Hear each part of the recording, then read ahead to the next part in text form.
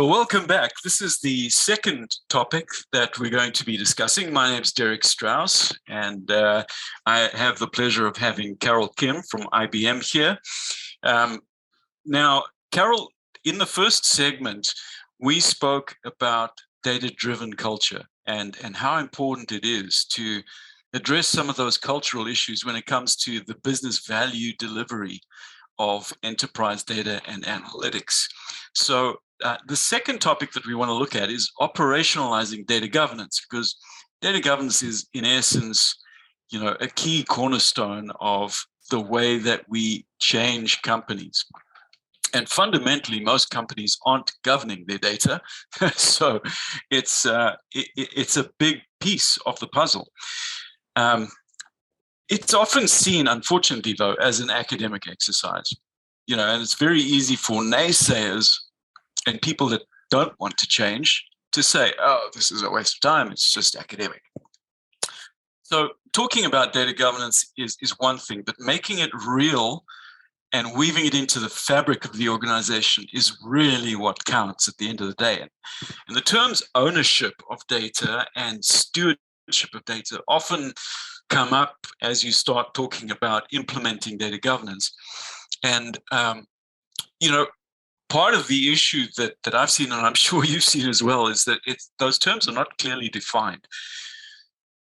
And being a data geek, that really meaning of words, meaning of business terms is so important to get those right up front and to understand what exactly are the roles and responsibilities and demystifying all of that. So that's always kind of top of mind to me when I think about the topic of how do you operationalize it. And so in your experience, Carol, how have companies characterized data governance and its value to the broader enterprise? We in the Global Chief Data Office, we have a dedicated governance team that focuses on executing enterprise-wide governance and management systems. And their activities include implementing end-to-end data monetization, governance, security, protocols, access controls, data quality, metering, etc. And when we talk monetization, I'm referring to both the way that an organization monetizes internally by reducing cost and streamlining processes, as well as commercialization, where companies make money by selling their data and insights externally. So a great example of work being done by our governance team and its value to the broader enterprise is the work that we do around enterprise data standards. We govern that process, which defines, enables, and drives conformance to enterprise data standards across all business units within IBM so that we can all speak the same data language. Our business units partner with us on the definition, the implementation, and enforcement of these enterprise data standards across the enterprise. There's so many different approaches that I'm sure you've seen as well in your customers, and I'm sure you've experienced it firsthand as well. And I've certainly seen scenarios where people will start with operationalizing data governance at the top of the enterprise, where they'll say, hey, we've got to, you people that are making decisions, you in the senior leadership team, you need to, certainly drive data governance into the organization from your level. But then there's also scenarios that I've seen, and again, I'm sure you've come across them as well, where the people at the top just really don't, when they're so out of touch that's not the place to start. And sometimes you've got to go at the middle management level first, or maybe even in some organizations, you've got to start at the grassroots level and work with individuals that are, highly motivated at the grassroots level, who have the ear of someone a little higher up in the organization, and who in turn have people that they can immediately walk into the office of a C-suite person and say, hey, this data governance stuff, we better pay attention. You better pay attention to it. You need to get directly involved. What have you seen just in terms of where do most companies end up? Yeah, where do they typically start? For us, data governance is key. It's key to advancing our data strategy and driving our data transformations forward. So at IBM, we started at the top and we set up a data officer council. And what we have is what we call BUDOs, which are business unit data officers, and they're partners to the Global Chief Data Office. And what these BUDOs are, they're executives within their business units, and they help ensure that IBM's data strategy also reflects the business unit's priorities. And in turn, they become champions of our data strategy and drive the adoption of that data strategy within their business units. Okay. That's an interesting term. You should, copyright that term and put it out there. So when it comes to finding the resources that are actually going to do these types of things, do you find that these roles are like full-time roles, or are they, people that are already doing something in some of those areas, but you're just really redirecting them and retraining them with new tools and more formalisms around that? How does that whole thing work for you guys? So we're continuously upskilling everyone's skill sets across IBM. And at IBM, we have formal professions with clear roles and responsibilities and career paths identified. So every IBMer is able to go in and explore whether it be a technical path or a management path and choose one or end up doing both. I mean, you could be a IBM fellow and a vice president at the same time. So examples of a technical profession at IBM would be a data scientist, an architect, engineer, researcher, consultant.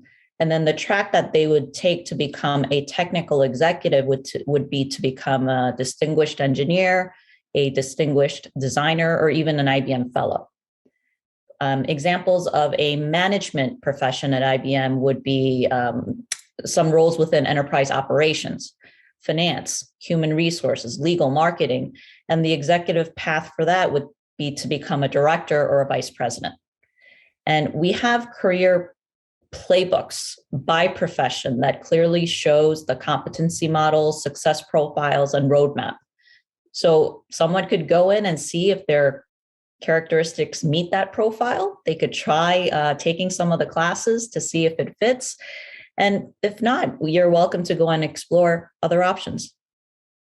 Okay. Yeah. So against that kind of backdrop and that framework of doing things, have you essentially formalized some of these roles, the data governance roles, and built them into something that someone could go and say, hey, I want to be a what was it the term again? A Buddha. Budo.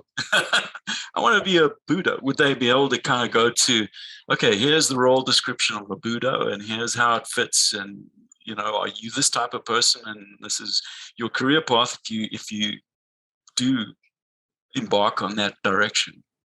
So Budo is not one of our technical professions, but it is a role that you may have as being an executive of a business unit who help craft the data strategy. And we do have corporate instructions that state the roles and responsibilities of a Budo, yes, right? What they're required to do in order to help enable enterprise data standards across the enterprise. Okay, I get it. Right. So yeah, it's a question of weaving those data governance type orientation roles into the existing set of roles that you have, and not creating a separate career path for data governance people, for example. Okay, I understand.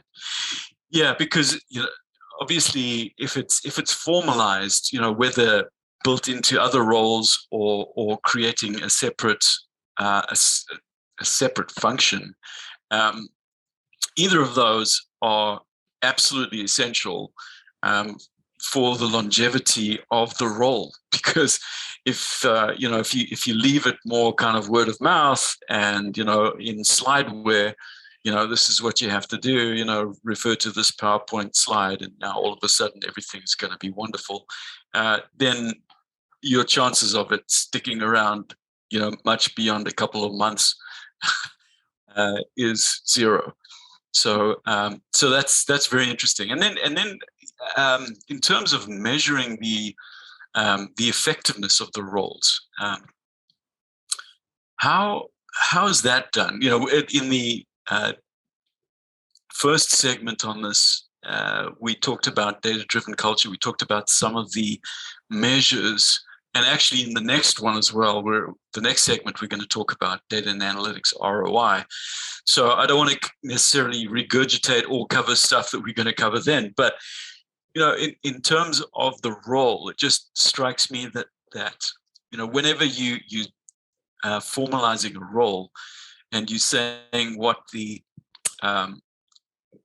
role is, describing it in more detail, probably there's a need for some kind of reference to, this is how you know when you're going to be doing this role right, so that people can start thinking about, how am I going to be measured in this role? How have you guys kind of tackled that aspect of it?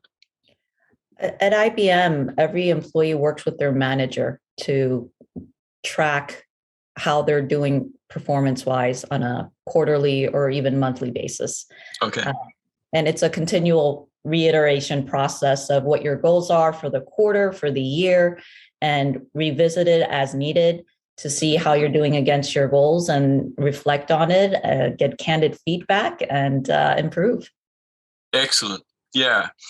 In organizations like IBM, obviously, you've got really strong culture in terms of that feedback loop between the manager and the person, and slotting straight into that is absolutely a dream. I mean, that's exactly where it should happen in terms of the monitoring of how you're doing as a data governance role player. So yeah, I can see why the program works really well with you guys. That's fantastic. Okay, well, Carol, I think that kind of wraps it up for this particular topic. And again, thank you very much for the insights and the comments that you've given us in terms of your understanding and your experiences in this area. So we'll move on to the third segment. And again, for the audience, make sure that you check in with us again for the third and final segment in this topic, which we will be addressing shortly. Thank you, Derek.